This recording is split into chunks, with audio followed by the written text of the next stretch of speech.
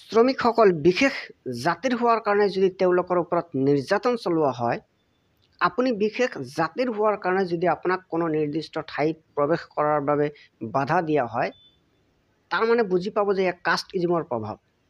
এই কাষ্টইজমনো কি হয়, ইয়াৰ ভয়াৱহতা কি আৰু ইয়াৰ সমাধান কি, সেই বিষয়ে অধ্যয়ন কৰাটো বৰ্তমান সময়ত বহুত গুৰুত্বপূৰ্ণ হৈ পৰিছে।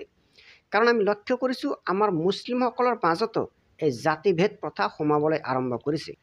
কাষ্ট বা জাতি কাক কয়, ইয়াক বিভিন্নজনে বিভিন্ন ধৰণে ডিফাইন কৰিছে।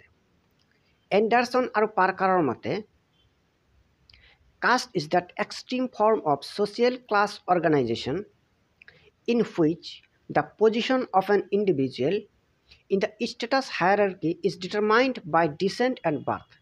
এই ডেফিনেশ্যনটো আপোনালোকে ক্ৰছ চেক কৰিব পাৰে the journal of emerging technologies and innovative research, তেওঁলোকৰ অফিচিয়েল ৱেবছাইটত গৈ চেক কৰিব পাৰে।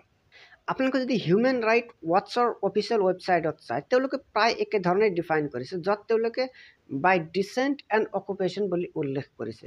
আপোনালোকে যদি চায় ছ'চিয়লজিষ্ট মেক্স ৱেবাৰ, তেওঁ প্ৰায় একেধৰণেই ডিফাইন কৰিছে, য'ত তেওঁ ইয়াক হেৰিডিটেৰী ইন নেচাৰ বুলি উল্লেখ কৰিছে।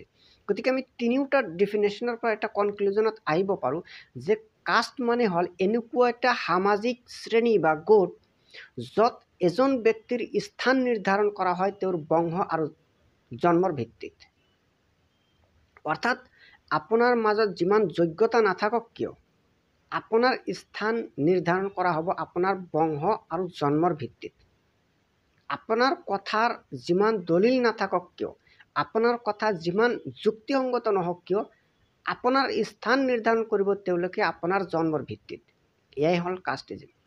আপুনি যেতিয়া দেখা পাব যে কোনো এজন ব্যক্তিক বিশেষ অঞ্চলত প্ৰৱেশ কৰিবলৈ দিয়া হোৱা নাই, এই কাৰণেই যে তেওঁ বিশেষ বংশত জন্ম লাভ কৰিছে, বুজি পাব যে এইটো এটা কাষ্টিজমৰ প্ৰভাৱ। আপুনি যেতিয়া দেখা পাব যে এজন ব্যক্তিৰ মাজত সকলো যোগ্যতা আছে, তাৰ পিছতো তেওঁক এটা নিৰ্দিষ্ট পদ দিয়া হোৱা নাই কাৰণ তেওঁ বিশেষ জাতিত জন্মগ্ৰহণ কৰিছে, বুজি পাব যে এয়াই কাষ্টিজম। এই জাতিভেদ প্ৰথা কেনেকৈ নিৰ্মূল হ'ব তাৰ বিষয়ে বিভিন্নজনে বিভিন্ন সলিউশ্যন প্ৰদান কৰিছে।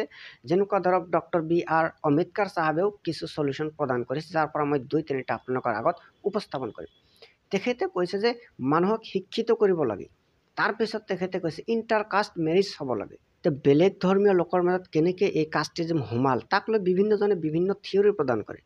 তেখেতসকলৰ ধৰ্মগ্ৰন্থত সেইবোৰ কথা আছেনে নাই যে কাষ্ট এ কাষ্ট বিৰ সেৱা কৰিব লাগে, এনেকুৱা ধৰণৰ কথা আছে নাই, তেখেতসকলে ভালকৈ ক'ব পাৰিব। কিন্তু আমি যদি ইছলাম ধৰ্মক অধ্যয়ন কৰোঁ তেতিয়াহ'লে দেখা যায় ইছলাম ধৰ্মই কাষ্টিজমৰ বিৰুদ্ধে থিয় দিছে। পবিত্ৰ কোৰআনৰ সূৰা নম্বৰ 49ত কোৱা হৈছে, হে মানৱ সম্প্ৰদায়, নিশ্চয় আমি তোমালোকক এজন পুৰুষ আৰু এজনী নাৰীৰ পৰা সৃষ্টি কৰিছোঁ। গতিকে যিহেতু সকলো মানুহক এজনী নাৰী আৰু এজন পুৰুষৰ পৰা সৃষ্টি কৰা হৈছে, গতিকে আমি সকলো এটা পৰিয়ালৰ মানুহ, ইয়াত উচ্চ নিচ প্ৰথা থাকিব নালাগে। আমি যদি চাওঁ যে হযৰত মুহাম্মদ সাল্লাল্লাহু আলাইহি ওয়াসাল্লামে কি কৈছে, সহিহ বুখাৰীৰ হাদিছ নম্বৰ 6050, তাত আমাৰ প্ৰিয় নবী সাল্লাল্লাহু আলাইহি ওয়াসাল্লামে কৈছে যে তোমালোকে যি খোৱা গোলামসকলক সেয়া খাবলৈ দিবা, তোমালোকে যি পৰিধান কৰা গোলামসকলক সেয়া পৰিধান কৰিবলৈ দিবা। আপোনালোকে যদি চায় মুছনাদ আহমদ হাদিছ নম্বৰ 23489, ইয়াত কোৱা হৈছে যে এজন আৰবীয় ব্যক্তি অনাৰবীয় ব্যক্তিৰ ওপৰত শ্ৰেষ্ঠ নহয়। গতিকে আমি কোৰআনৰ হাদিছ অধ্যয়ন কৰিলে দেখা পাওঁ ইছলাম ধৰ্মই কাষ্টিজমক সমৰ্থন নকৰে। গতিকে আমি আমাৰ মুছলিম সমাজত এই মেছেজটো দিয়া উচিত যে ইছলাম ধৰ্মই কাষ্টিজমক সমৰ্থন নকৰে। আপোনালোকে বেলেগ ধৰ্মৰ পৰা কিয় এই জাতিভেদ প্ৰথাক আমাৰ মুছলিম সমাজত আনিবলৈ চেষ্টা কৰি আছে, এইটো গ্ৰহণযোগ্য নহয়। কোনোবাই নিজৰ বংশগত পৰিচয় দিব পাৰে, প্ৰব্লেম নাই, কিন্তু যদি বংশ আৰু জাতিৰ ভিত্তিত কোনোবাই নিৰ্ধাৰণ কৰিব বিচাৰে যে মই অমুকতকৈ শ্ৰেষ্ঠ, তেতিয়াহ'লে সেয়া জাতিভেদ প্ৰথাত ৰূপান্তৰ হ'ব। গতিকে আমি মানুহক এইটো বুজাব লাগে যে আমাৰ প্ৰিয় নবী মুহাম্মদ সাল্লাল্লাহু আলাইহি ওয়াসাল্লামে এই জাতিভেদ প্ৰথাক কিন্তু সমৰ্থন কৰা নাই। গতিকে আমাৰ মাজত উচ্চ নিচ প্ৰথা যাতে সোমাব নোৱাৰে তাৰ বাবে আমি সচেতন হ'ব লাগিব।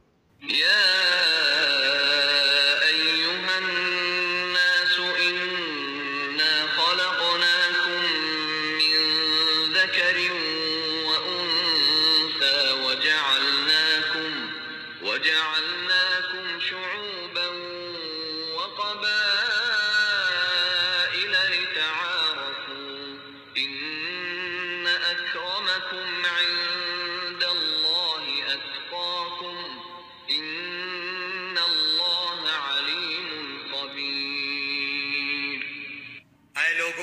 हमने तुम सबको एक ही मर्द और औरत से पैदा किया है और इसलिए कि तुम आपस में एक दूसरे को पहचानो, कुंबे और कबीले बना दिए। अल्लाह के नजदीक तुम सब में से बाइज्जत वो है जो सबसे ज्यादा डरने वाला है। यकीन मानो कि अल्लाह दाना और बाखबर है।